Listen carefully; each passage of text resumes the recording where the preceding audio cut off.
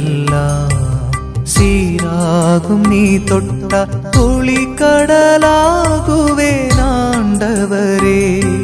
சிறுமைகள் எல்லாம் சீராகும். நீ தொட்ட ஒளி கடலாகுவேன் ஆண்டவரே.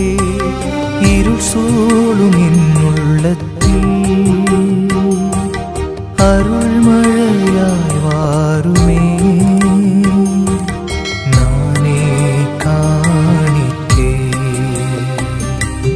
நானே காணிக்கே. ஏற்றுக்கொள்வா என் இறைவா, என்னை ஏற்றுக்கொள்வா என் தலைவா. இறைவாக்கினர் எசாயா புத்தகம் 1வது அதிகாரம் 16 மற்றும் 17 இறைவார்த்தைகள். தீமை செய்தலை விட்டொழியுங்கள், நன்மை செய்ய கற்றுக்கொள்ளுங்கள். மணலில் நாம் எளிதாக வீடு கட்டிவிடலாம், ஆனால் அவ்வீடு நிலைத்து நிற்காது.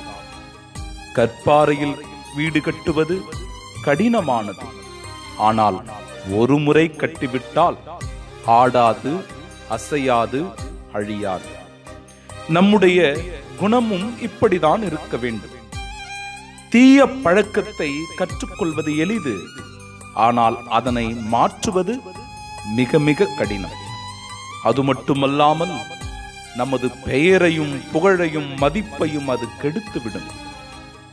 நன்மை செய்வது, நல்லவராக வாழ்வது சற்று சிரமம்தான்.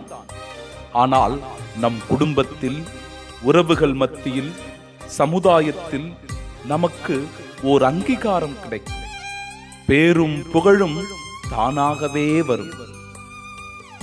இறைவா, தீமை செய்தலை விட்டொழித்து நன்மை செய்ய கற்றுக்கொள்ளும் நல் மனதை தாரும்.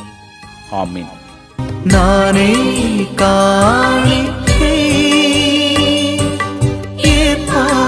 என் இறைவா, நானே காணிக்கை என் இறைவா. என் உடல் பொருளாவே உவந்தளித்தே காணிக்கை காணிக்கை. ஏற்றுக்கொள்வா என் இறைவா, என்னை ஏற்றுக்கொள்வா என் தலைவா.